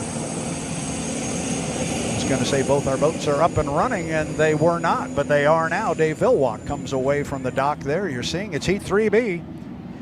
Dave has been known to do that, just kind of sit at the dock for a while, if you will, and make others wonder where he might be hanging out. He is away from the dock. I don't think there will be a whole lot of strategy in this one. As I said before, I think Gunnar will go to the outside there, and I think Dave will slot to an inside lane, but hey, that's why we race, right? You never know. You can draw it out on paper, but we got to see how it plays out. You never know. And the water is just looking absolutely gorgeous right now. Yeah, and I've been keeping an eye on the flag on the top of the bridge, and it was hanging pretty stiff straight out this morning when I came across, but it looks really good now. It's laying down. So water conditions are beautiful as Gunnar comes across start-finish line there. Great looking shot from the drone. The Spirit of America, red, white, and blue. They didn't get to wrap the boat as they had hoped by the time they got over to this event. They will have it wrapped red, white, and blue, trimmed in gold for the Seattle Seafair event next week. But no less patriotic, still got the red, white, and blue, and Spirit of America, those emblems you see on the non-trips toward the back of the boat on either side. Those are emblems representing each branch of our United States military. So this is a salute to service, a salute to our military, and we salute Gunnar O'Farrell and Go Fast Turn Left Racing for the red, white, and blue speedster that Gunnar's had a good time in this weekend. He certainly has, and what a great shot from this drone. You know, that drone's good for about 140 miles an hour, so you can see the Gunnar's just kind of cruising his way, starting to pull away from the drone now, but it's so cool to see this angle as you can see him kind of turn in. All the drivers describe the fact that if you think about starting the turn, the boat's already turning, and it hooks around that skid fin, and then you basically just hang on for the rest of the corner. But it's awesome to see so close here with the drone. So score up buoy is the start finish line at 1:15. Gunner, we followed him all the way up the backstretch, and now you see him pull up alongside Dave Villwock in the U-27 of Miss Apollo. Again, I say, standing to our right down there is Bruce Ratchford himself, very much instrumental in the goings-on of H1 Unlimited. There's the 1:15 mark, clearly a clean score up because there's the start-finish line right there. And Dave's got the lead again. This is not the start. 1 minute still to go. They will go around the course one more time. They could still change lanes at this time, but a boat would have to have, and that would be Gunner. If he wanted to move to the left, he'd have to have at least 5 boat lengths or a rooster tail length overlap of Dave Villwock. I don't look for anything like that to happen. In fact, he's back about 4 boat lengths now. So I think now it's just about timing marks and bring it to the line with a bunch of speed, Tanner. Yeah, absolutely. And this is, Dave's going to want to keep this one clean. He's gotten kind of lucky on the draw with having a two boat heat, and he's been watching Gunner kind of take the outside. In practice, Gunner was 10 miles an hour slower than Dave. Maybe he wasn't putting in a full speed run, but so Dave must know on data he can be patient, he can be smart, and he can use the boat speed to win. And I think he used that warm-up period where he just trolled up the backstretch before the score-up buoy. I think he was using that as his own test session. But here we go, inside 5 seconds, coming up at 3, 2, 1, mark. And clearly a clean start, good start for both drivers. Dave Villwock got the jump across the line. We call that breaking the clock. Dave was the first one across. It's a clean start officially. They go down the bottom end of the course, and Dave's already got himself established with about a 5 or 6 boat length lead. I don't think this one's going to be the dogfight we've seen in some of the others, Tanner, but it's still very, very important, and we still got to run it on the water. They got to make all 4 laps. I mean, you still got to average 155 to 160 miles an hour around this thing and turn in at 195 miles an hour at the end of the straight. So there's still a lot going on, even if it isn't a dogfight between 4 boats. The youngest driver on the H1 Unlimited circuit squares off against somebody he grew up watching race, and that is the oldest driver we got. He's the master. He is Dave Villwock. It's interesting to watch the line that Villwock's taken around the course. It is a wide one. He went out to about lane 3.5 on that particular upper corner. Now it's clear that Dave has pulled his foot out of it. He's not running very hard. You see the water bouncing off the recovery area of the sponson. When he slows down like that, you see the water starting to splash a little bit further up on the sponson area, which means he's not getting the boat way up out of the water, and there's no reason for him to do, but look what happens when you slow down. You slow down, and Gunner says, I am right here, and he's going to sit right in that right side rear view mirror. Gunner making a run at Dave Villwock here on lap number 2 coming off the corner. Now, with Dave taking a slighter, wider line, the next time he comes back there, he will find his own wake if he ends up coming to the inside. And we've seen earlier in this year, Dave gets surprised by a wake, go for a flight. In that case, he caught 2 rooster tails and had the most dramatic blowover I've ever seen. That was quite an event, and I'm sure that one's in the rearview mirror. Happened right about where he is there on the race course now, coming down to put the second of 4 laps in the book. And now you see this time Dave's got the front of the boat up out of the water, dancing a little bit higher. He's got his foot in it a little bit deeper. Gunner's getting an outstanding boat ride on the outside. He's right on the other side of that rooster tail. He's about 5 boat lengths back. Gunner's not going to go away. He's going to just let Dave know, you make a mistake, I'm right here. There, Dave finds his wake, just the edge of his wake from the previous lap. But it is interesting, comes in fast and ends up tracking out just a little bit on the exit, and then straightens himself out, almost V's the last 3/4 of the turn to get a long straightaway and a high top speed. That is a good-looking race boat. It is the 3rd winningest hull in H1 Unlimited racing history. It was built in 2007. It's been rebuilt a number of times. It never seems to disappoint. It's a very, very fast hull. It always has been. The boat has a nickname, Sharky, because when they had the Oberto sponsorship, it had shark's teeth on it, and it had an eye right behind the window there on the side of the canopy. Now, Dave does pick up the right sponson pretty aggressively down the straightaway. What lessons can he be trying to learn or that he might be able to apply to Heat 4 coming up? I think he's just seeing, it'll tell him how well he can fly the boat in these conditions. The one thing that's working against him is he's running a heat with only 2 boats, so he's really not going to get the rougher water experience that you're going to see, A, when we put 5 boats out there, and B, when we go 5 times around. It's going to get a lot soupier. But I'm sure they're using this on some level as a test session. Who knows what combination they may have in the boat. They may be running something they never have before. But clearly he wanted to get comfortable on lap number 2 and just kind of cruise around, and Gunnar said, you can't do that. I am right here. This boat does roll. I'm very impressed with Gunnar O'Farrell, the spirit of America, as he goes right underneath our drone shot there. Checkered flag flies for Dave Villwock. It's the U-27 of Miss Apollo. And Bruce Ratsford, you gotta be happy because this is your first victory here on the Columbia River with a boat that you own. First place, Dave Villwock. Second goes to Gunnar O'Farrell in the spirit of America. Yeah, 2 boats or not, it's the same points for a win. So he collects 400 out of that, which is critical for Dave's championship. And I believe if my memory's working, I think Gunnar picked up.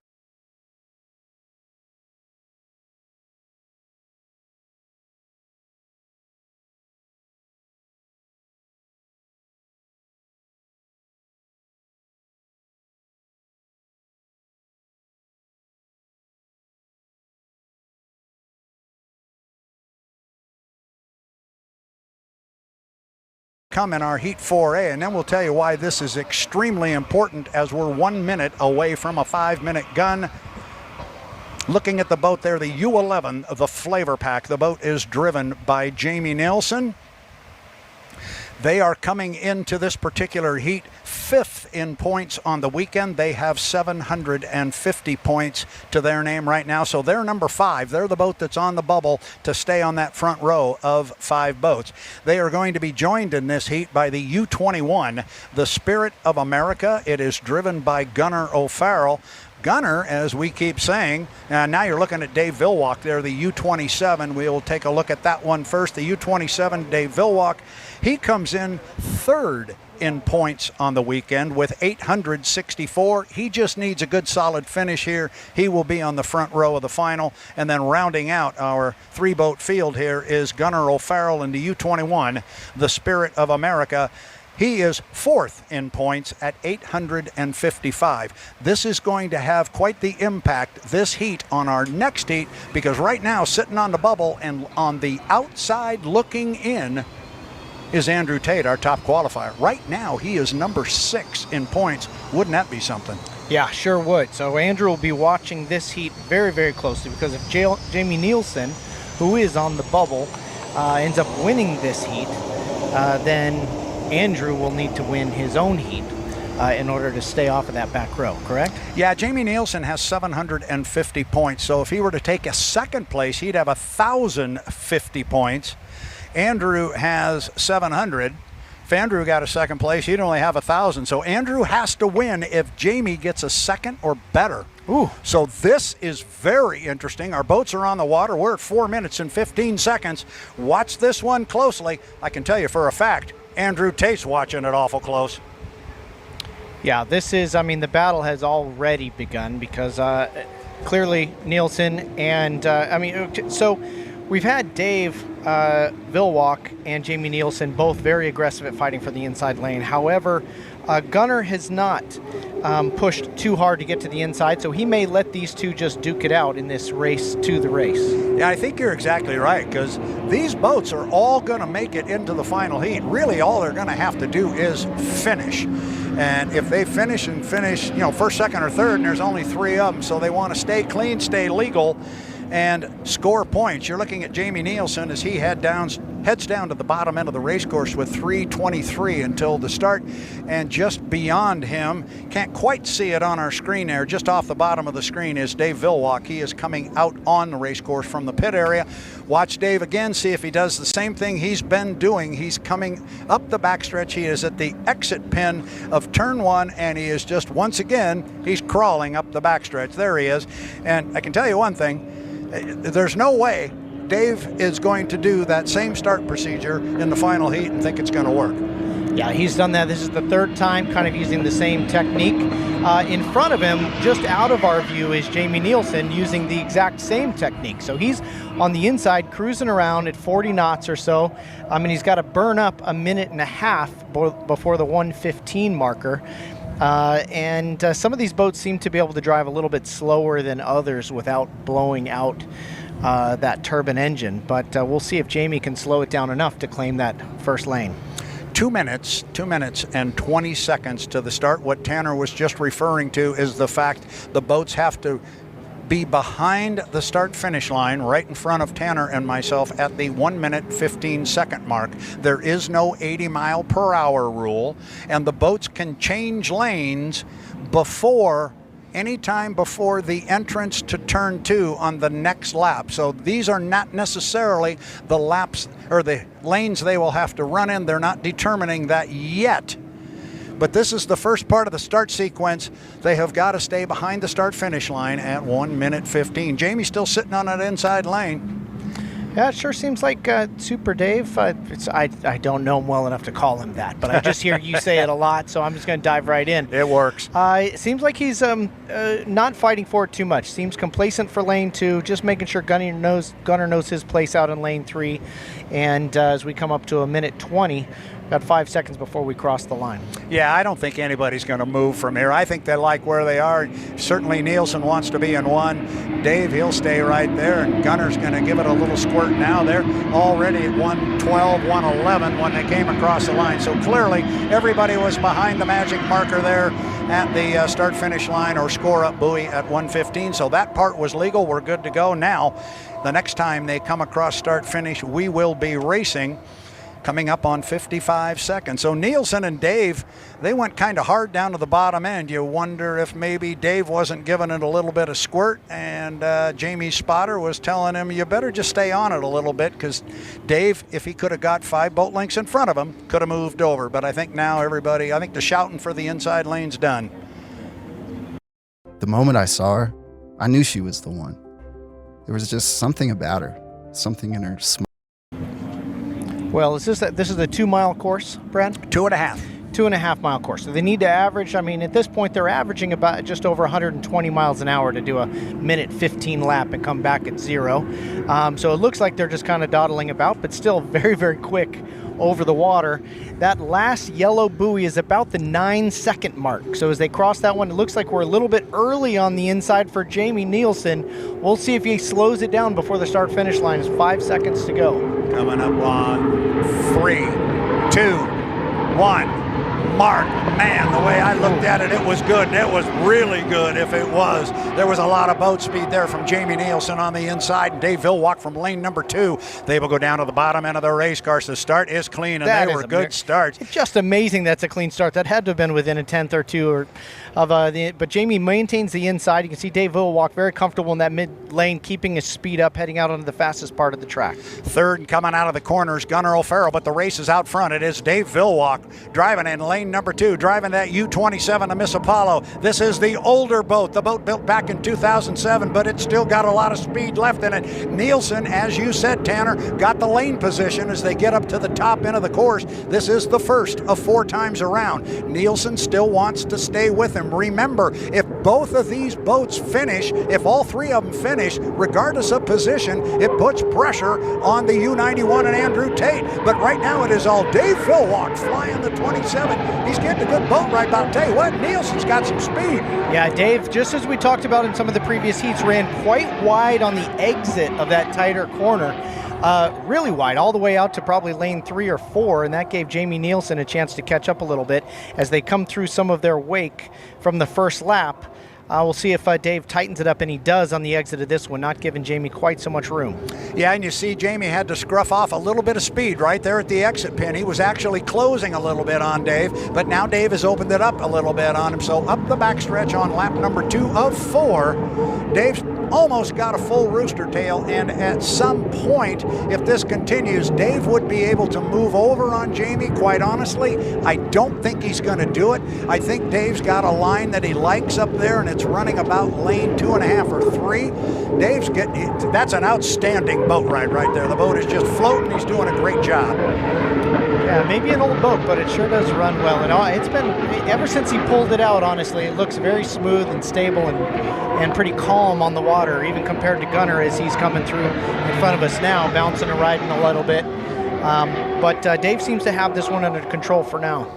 Yeah, he certainly does. Bottom end of the race course, you're looking at him from the drone. He gets to the exit pin of the corner right there, still dancing out about lane 2 or 3. I think he likes the water out there. He's got spotters right up above us that are telling him where the good water is, and apparently they're saying it's out in 2 and 3. Good boat ride. All he's got to do is defend his position. I think Jamie Nielsen will stand back and say, all right, we had some fun for a lap or two. I'm going to let you go. I'll take my 300 points, and I'll see you in the final. But here comes Dave off the top end. Again, same line through the corner. He likes that one. See if Jamie's going out wider. Yeah, he's got Jamie on his hip now, so that shout is over. This is all Dave Villwock in the 27, the Miss Apollo. Boat owner Bruce Ratchford standing just immediately to your right, Tanner, and he's sponsoring the race. He's sponsoring the lead boat. He's a happy man right now. Sure is. Dave's been having a good weekend. I mean, penalties aside, just the drone gets a little splash from a 30-foot wall of water. And watching Dave go through here, you can really see all the spectators over there on the north side of the river. I mean, just an absolute packed house out here. It's been a festival for 3 days. It really is an amazing event here. It's the biggest thing that happens in Eastern Washington every year, and you're getting a great look at the 27 of Miss Apollo of Dave Villwock. Like I said, this is the old boat. They've got the boat that was built last year in 2024, but this one was built in 2007. The boat they call Sharky, and it's got a very, very large and great history. And here he comes, Dave Villwock. You want to talk about a winning legacy.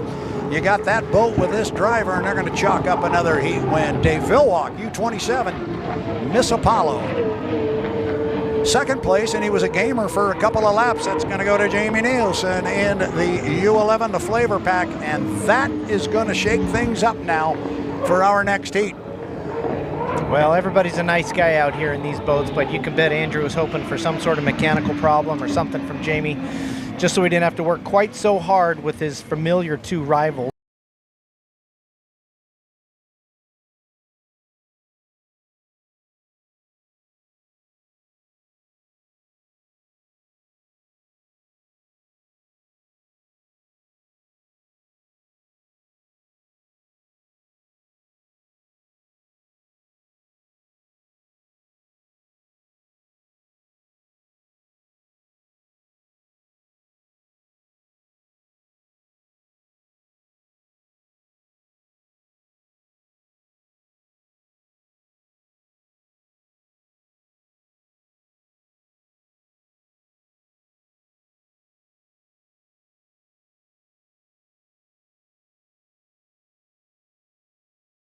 Are the drivers and the teams for our Heat 4B coming up in 8 minutes. We're looking at the U91, the Goodman Real Estate, and the heat is on. That young man, Andrew Tate, out of Canton, Michigan. He's a hockey player. He's a hydroplane driver.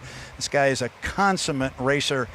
I'm sure he is extremely focused down there. I made the comment this morning that maybe these teams had their number 1 bullet and their number 1 combination sitting in the truck, and they were going to save it for the final. With the situation that Goodman Real Estate is in right now and Andrew Tate in this heat, they may pull that right out for this heat, because without scoring the way we have it in our numbers, without scoring the victory here, he's not going to be on the front row. Yep. So Corey is, he's been amazing all weekend. He's got already over, I mean, he's won everything that he's lined up to, let's be honest. 1,280 points so far this weekend. Corey's been unstoppable. Hasn't always been easy. There have been some close finishes, but we talked a little bit before about how focused Corey is when the pressure is on. So he's not going to make it easy for Andrew Tate to get that much needed first place, that's for sure. And Corey's going to be going for gold as he has been all weekend. That's the only way Corey knows how to drive, and the only thing I would say about that is those first place finishes he has had this weekend, he'd trade them all for a second place finish, for that first place finish in the final. J. Michael Kelly, his teammate in the U8, the Beacon Electric. Where's Mike? There he is. He has the he's got his game face on there. This guy has never from a qualifying perspective, never has he ever had the fastest unlimited hydroplane. He's never been the top qualifier, yet the guy's got, I think, 17, 18 wins to his credit. He gets the most out of his equipment. He's run real well out here this weekend. He's also had some trouble this weekend. If he and his teammate Corey Peabody can pull it all together right here, they can make it tough on Andrew. But watch Andrew. Yeah. Watch Andrew in this one. J. Michael Kelly's, I mean, his team arguably been working the hardest out here. They've been swapping parts, changing things, trying everything, and then they got rewarded with a win in the heat that, with the emotions that were coming through, it looked like he'd won everything at that point. But it was a much-needed boost for the team, little vindication for all the work they put in, and I'm sure it was sweet for him, and he'd probably like more of that today. Yeah, absolutely. Now, looking at this lineup with the 2 Beacon boats, the 8 and the 9, the 2 Strong Racing boats, and Andrew Tate and the Goodman, I'm not concerned. I'm trying to put myself in the thought process of Andrew Tate. I think he would I think he'll take an inside lane if he can get it. But if he can't get an inside lane, I think he'll at least breathe a little easier if maybe it's Kelly in one. But I think Andrew's really concerned. I think he's got to be inside Corey Peabody. I don't think he hasn't been able to drive around Corey yet. 5 minutes to the start. The boats are going to go away from the dock. This should be fun. There's a big chess match about to take place out on the Columbia River. It's Heat 4B of the 2025 APBA Gold Cup, the 115th running, and it should be a barn burner. J. Michael Kelly, Corey Peabody, Andrew Tate coming your way right now for Heat 4B.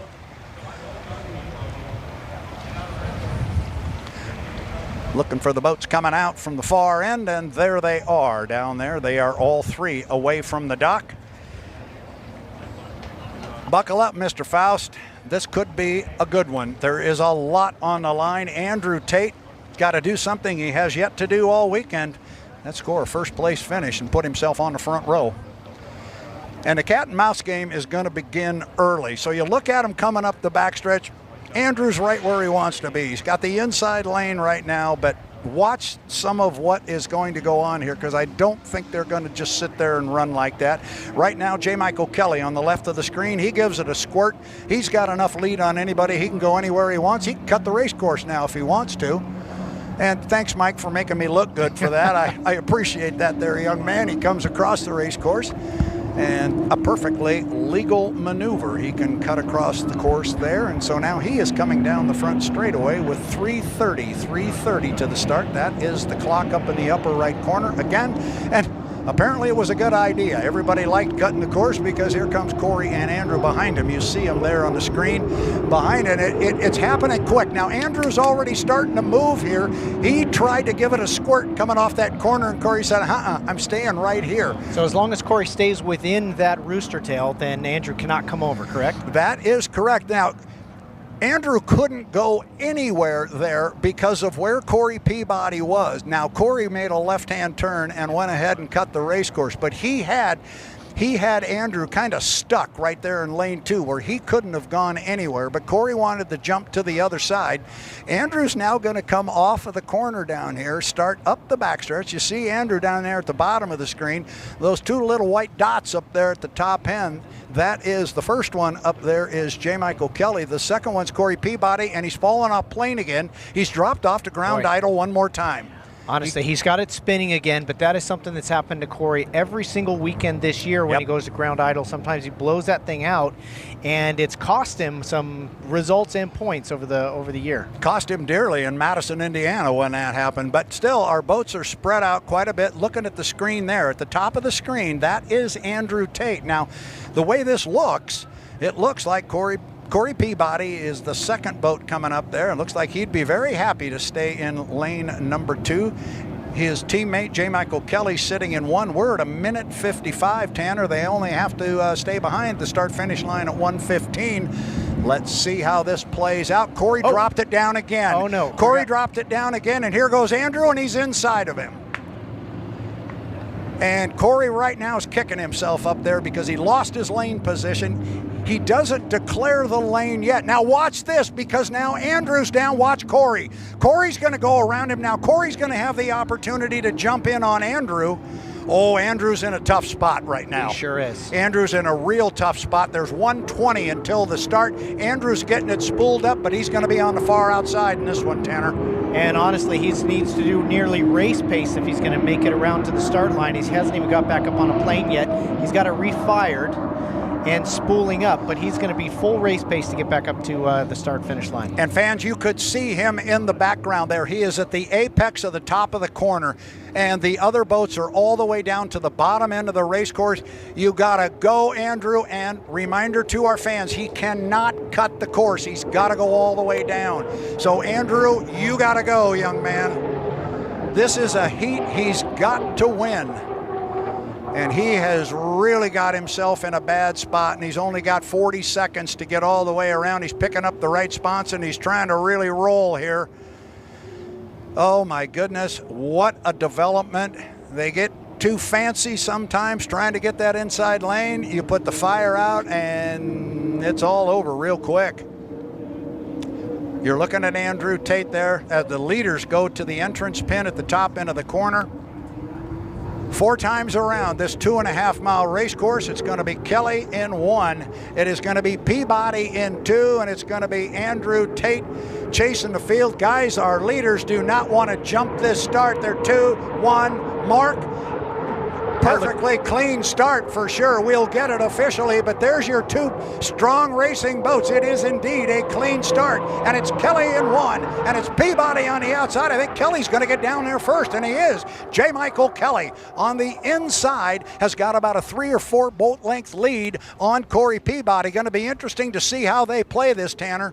Now, Kelly has lane choice. Peabody certainly had a faster boat in qualifying. We'll see if it stretches its legs a little bit on the ends of these straightaways. But J. Michael Kelly, man, he performed so well. He was on the inside in the Heat 2, and if he repeats that performance, this will be very difficult for his teammate.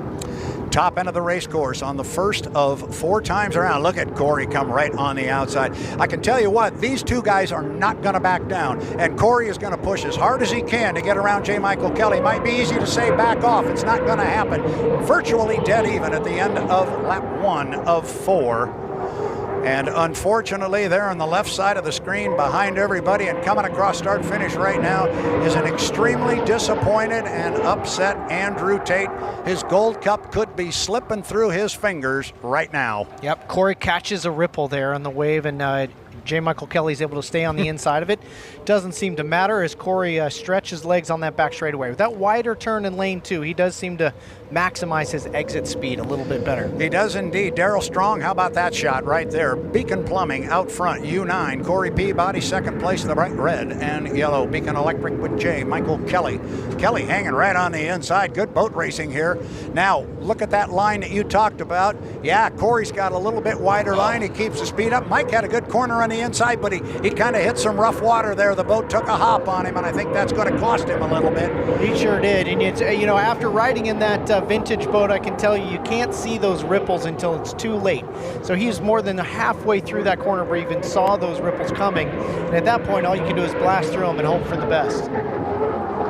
Bottom end of the race course on the 3rd of 4 times around. And talk about driving somebody clean. Corey's given his teammate J. Michael Kelly a lot of room on that inside lane as they start up the backstretch on lap number 3. And now it's a full rooster tail lead for Corey Peabody over his grade school friend, his neighborhood friend, and his teammate here in the unlimited class, J. Michael Kelly. Andrew Tate is driving hard, but Tanner's not going to make any difference right now if everything continues to go and these boats continue to run. He's not going to close on anybody. No, at this point, need to minimize the risks. I mean, teammates are doing each other solid now that they're not hull to hull. But they're already looking ahead to the final at this point. They are. The white flag is on the race course, which means this is the final lap. Corey's going to get down there with about a rooster tail lead on J. Michael Kelly. There you get a great shot of Kelly coming right at you. Corey's driving it. Whoa, Corey hit a big roller down there. The boat came completely out of the water. You saw it there from the drone. You can see there in the wash halfway through the corner, there's all of a sudden no mark in the water where he really skipped. But he brought the boat down, and you see Mike was able to close up some ground on him there. but he's still got basically a rooster tail behind, and that's how quick it can change. This is the final lap. Corey just has to negotiate the top end of the race course, and he will bring it down and pick up 400 more points. It's been a big weekend so far for Corey Peabody, but as I said when we got started, he'd trade all of those first place finishes for the one coming up at 5 o'clock. He is your winner of Heat 4B of the 2025 APBA Gold Cup. Corey Peabody, U9 Beacon Plumbing, second place. We'll go to the U8 Beacon Electric and J. Michael Kelly. And oh boy, here comes a very disappointed and I'm sure upset with himself, Andrew Tate. Yeah, it sure seems to be a fine line about letting these boats blow out at Ground Idle. And, you know, we'd seen Corey do it a couple times. I don't remember seeing Andrew Tate have that happen to him, but it's unfortunate, and it can change the results drastically. It can change them very drastically, and now that's going to change very much how these teams approach our final heat, what their thoughts going to be going into it. But unfortunately, we'll run the numbers, and yes, anything can still change. The boats do have to go through tech inspection, so don't write anything in ink. But out on the water looked pretty clean, and it did not look terribly good for Andrew Tate and the Goodman Real Estate U91. They needed a victory in that heat. They didn't get it. He came in with 700 points. He's going to pick up a third place, given everything goes through tech, 700, 225. He's going to have 925 points. That's going to put him behind J. Michael Kelly. It's going to put him behind Corey Peabody. It's going to put him behind Jamie Nielsen and Dave Villwalk and Gunnar O'Farrell. So, translation, he will probably be in our trailer position come final heat time. Tough break, and we'd hoped we were going to get a good race out of that one. I know everybody was kind of hoping that Andrew was going to have to earn it and run down a hard-charging Corey Peabody. And Corey was up to the task. He was ready to go. But unfortunately, and to your point, Tanner, I mean, you pointed it out. It's been...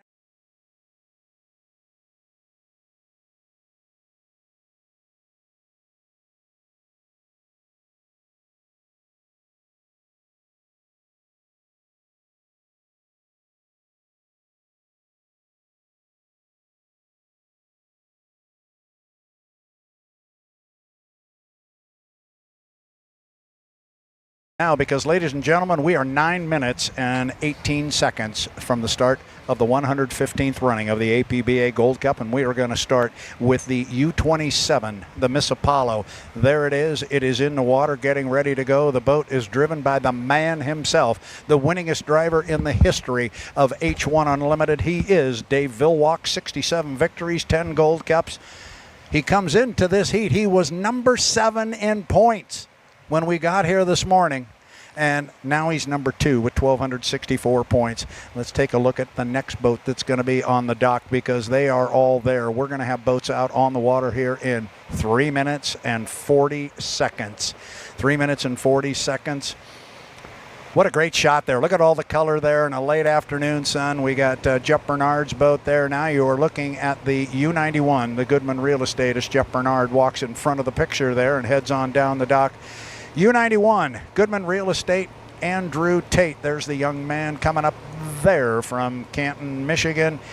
He's looking pretty proud right there and pretty rough and tumble. He's disappointed right now. However, he cannot let that bother him. He's got to drive that out of his head. He's just got to go out there and drive the best race he possibly can and let the chips fall where they may. Never know what's going to happen. I mean, he had a target on his back the whole weekend. That's what happens when you qualify number 1 right off the bat. Yep. And unfortunately, it didn't lay out his way. He had some things, unlucky things, and had some just some problems. But here he is in second row, and like you've said, it's happened before, and it could happen again that he could win from the second row. The U9, the Beacon Plumbing, boy, have they had a weekend. Second fastest qualifier. He has won 4 straight preliminary heats, he being Corey Peabody. And there he is, looking tough.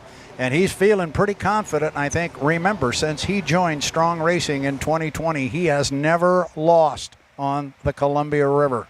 And he feels he's got to have the back of his owners, Daryl and Vanessa Strong, who live just across the pond here over on the Pasco side. He takes that stuff personal. I know that man right now is riveted as far as being focused? Well, he has had an amazing weekend. He hasn't probably thought in the last few minutes at all about the last few days, because it's really all about what's right ahead of him, and he certainly has the intensity to get the job done. Here's J. Michael Kelly's ride, the U8, his teammate of Corey Peabody, but he's a teammate until they leave the dock. There's J. Mike.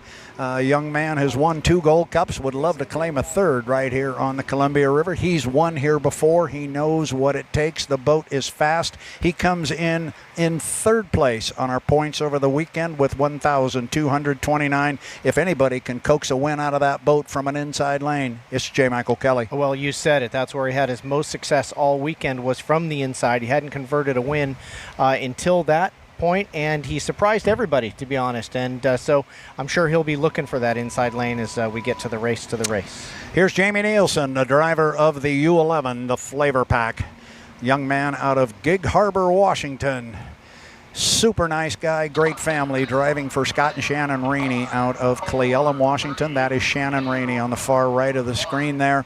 What would it mean for them to pick up their first ever victory as owners, and to do it and basically home waters in the Tri-Cities at the APBA Gold Cup? It would be something special, but they're in it, and before you can win it, you got to be in it. They're going to be in the show. Yeah, they certainly have as good a chance as anyone here. And like you said, we pushed the reset button, so now it's all about that start position, and he could fight that inside lane and surprise a lot of people. It is all going to happen here very quickly. We are inside 30 seconds to the 5-minute mark. You're going to start seeing the noses tipped out toward the center of the Columbia River. Ladies and gentlemen, buckle up. Tanner and I have been hyping this thing all weekend. I don't think there's anything else we can say. There's only one more thing to do, and that is let's go boat racing. And talk about Gunner.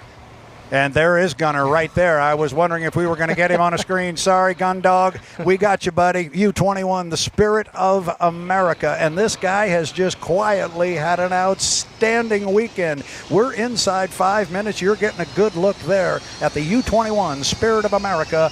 Gunner O'Farrell going to come away from the dock. We got boats on the water. Tanner, you and I need to be out there. Let's go decide this 115th running of the APBA Gold Cup. Boats are on the water. Time to go racing. Let's go. Well, every start so far has just been strategy tests and tuning to come up with what they can do to get that inside lane right now, or if that's really what they want. Some people just park on the inside. Some people sprint out in front and take the inside lane by force. But none of what's happened so far this weekend matters. All that matters is what they do in the next 3 minutes. That's exactly right. Now, the one I want to watch coming away from the pit area is Dave Vilwalk, because Dave has been using the same start strategy every time he's come out, seemingly. He comes out and he just cruises first of all, he comes out late, and he's not out yet. 1, 2, 3, 4. I've got 4 of our 6 on the water. Jamie Nielsen going to come across start-finish line here at about 3 minutes and 50 seconds. Remember, he is the man who's the magic man about getting an inside lane.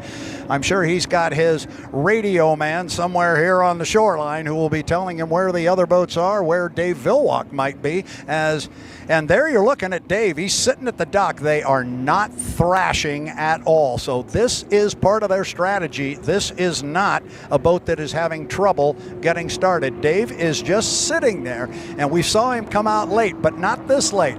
All a part of the strategy. We'll keep an eye on the Apollo as the other boats are out on the race course, and they are cutting back to front on the race course.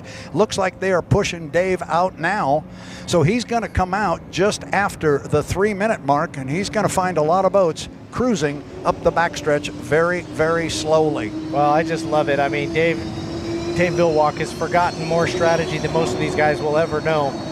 And so it's just awesome to see the old dog pull out tricks that nobody's seen in probably a long time. So let's talk about where boats are on the race course. Jamie Nielsen sitting in lane number 1. He is up at the top end of the race course. That's the boat you see on the left side of your screen. Behind him, coming up very slowly up the backstretch, is Corey Peabody. That is Peabody. Then the third boat coming up the backstretch, there is his teammate. That is J. Michael Kelly in the U8. He's just off your screen, but he is the third boat we're pulling out there. There you see J. Michael Kelly. And then the fourth boat coming up the backstretch there is Gunner O'Farrell. Gunner in the Spirit of America, and now coming out of the pit area and on the race course, the last boat way down there at the bottom end, that is Dave Vilwalk. 2 minutes and 11 seconds to 10. Here comes Andrew Tate finally away from the dock. He too is coming. He is way back there. He is our trailer boat. He has to start 5 seconds behind the clock. So boats are all over the race course. Quite candidly, we haven't seen a whole lot of maneuvering going on here. Some of what I thought we were going to see, we haven't seen it. Been pretty clean so far, but lanes have not yet been determined. Now it's going to start to get dicey up here at the top end. Jamie's going to have to pick it up here a little bit because here comes Corey Peabody, and now Jamie, you see him there on the inside. He starts to give it a little bit of gas. Corey's starting to step out a little bit wide, and teammate J. Michael Kelly just dove inside of him. So now Kelly has gotten inside of Corey Peabody. He's sitting in lane 2. This is not the start. This is the score up. They've got to stay behind start finish line at 1:15. That's going to be a little close this time, but they're going to be okay. J. Michael Kelly the first across. This is going to be interesting. Right now, J. Michael Kelly is sitting in lane number 2. Corey is sitting in 3. Phil Walk is sitting in 4.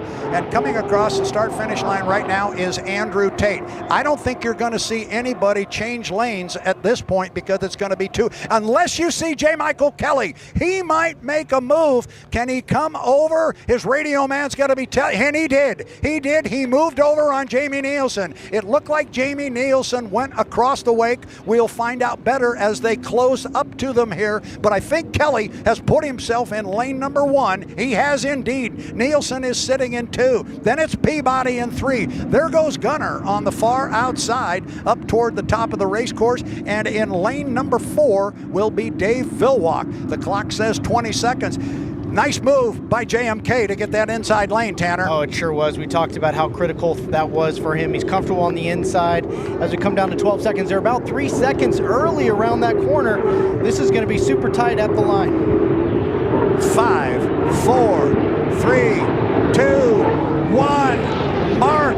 I don't know if my clock is legal, and if my clock is right, we'll let the start is under review because it looked like maybe we had a couple across. Oh my goodness. And Andrews Tate comes across. Now, first boat to get down to the lower end of the race course, J. Michael Kelly. He broke the clock, but was it early? And I think he's got Corey coming with him. Yeah, that's Corey coming off the corner. So it is J. Michael Kelly on the inside. He's opened up about a half a rooster tail lead, and I believe that is Corey Peabody that's running with him. I'll tell you what, our third place boat right now up the backstretch is Gunnar O'Farrell. He is running in 3rd. Phil Walk is pulling up alongside of him in 4th, and then it's Jamie Nielsen back in 5th on the inside. Kelly took a big hop at the top end, but he got her back down. Kelly taking a tight line. Kelly's driving the daylights out of it, Tanner. He's getting a rough ride, but he's really pushing. He sure is. The water's rougher than he's seen so far, but he is absolutely, he sees that he's got clean water in front of him and absolutely foot to the floor as his teammate tries to redo what he did in the 3rd, which is kind of move on past him.